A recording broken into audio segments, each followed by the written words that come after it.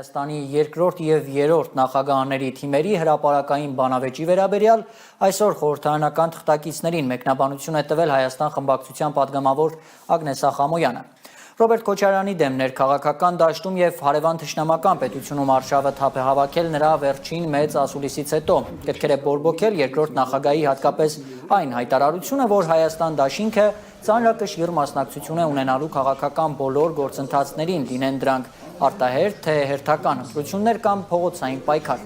Դրանից հետո ՀՀԿ-ական շրջանակների հիմնական արձագանքն այն էր, թե Ռոբերտ Քոչարյանը հերթական ընտրությունների է գնում ու թե այդպես լեգիտիմացնում է Նիկոլ Փաշինյանին։ Դրան հետևեց Քոչարյանի թիմակիցների և համակիրների արձագանքը։ Երկրորդ նախագահի կողմնակիցները սկսեցին Փաշինյանին լեգիտիմացնելու և նրան իշխանության բերելու մեղադրանքների սլաքներն ուղղել երրորդ նախագահի կողմը։ Այսօր Ագնես Ախամոյանը ասել է, որ չնայած 2018-ի իշխանափոխության վերաբերյալ Քոչարյանի թիմում եղած հարցերին ու Սերժ Սարգսյանի կառավարման 10 տարվա ընթացքում Քոչարյանի դեմ իրականացված հակաքարոզչության առաջացրած կասկածներին ջենտլմենական պայմանավորվածություն է եղել, որ երկու նախագահների թիմերը իրար չեն խփում և միասնական դաշտում են հանդես գալիս Փաշինյանի կործանարար քաղաքականության դեմ։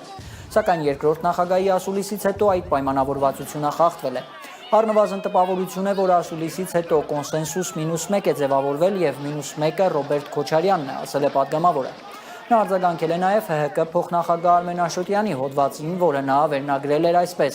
«Ինչպես չնմանվել Նիկոլին կամ ինչպես դադարեցնել կամ սառեցնել այս լարումը»։ Հիմա պարոն Աշոտյանը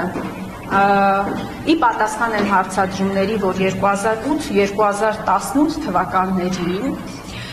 ամբողջ իշխանական քարոզչամեքենան աշխատել է երկրորդ նախագահի դեմ, պարոն Աշոտյանը ամենայն հարգանքով իր նկատմամբ ըստ էության տալիս է ինքնախոստովանական ցուցմունք եւ ասում է, որ դե որովհետեւ Ռոբերտ Քոչարյանը քաղաքականություն վերադառնալու հավակնություններ է ներկայացնում։ Գիտեք, ես երեք նայում եի, թե ոնց է դա դրսևորվել, չնայած նրան, որ այդ թվականներին նաեւ ակտիվ լրագրությամբ էի զբաղվում, ես տեսա, որ դա դրսևորվել է 5 հարցազրույցով։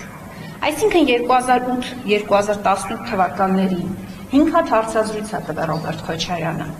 Իր անհանգստությունն է հայտնել հայ-թուրքական հարաբերությունների, հայտնի արձանագրությունների հետ կապված,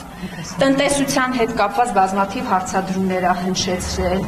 սահմանադրական փոփոխությունների հետ կապված իր հստակ դեմ կարծիքն արտահայտել եւ դա իշխանությունները, օրվա իշխանությունները համարել են որպես Քոչարյանի վերադարձի վտանգ եւ ամբողջ քարոզչամեքենայով, այդ թվում նաեւ փաստորեն Նիկոլ Փաշինյանով պայքարել են երկրորդ նախագահի դեմ։ Այսինքն միայն այն, որ իրանք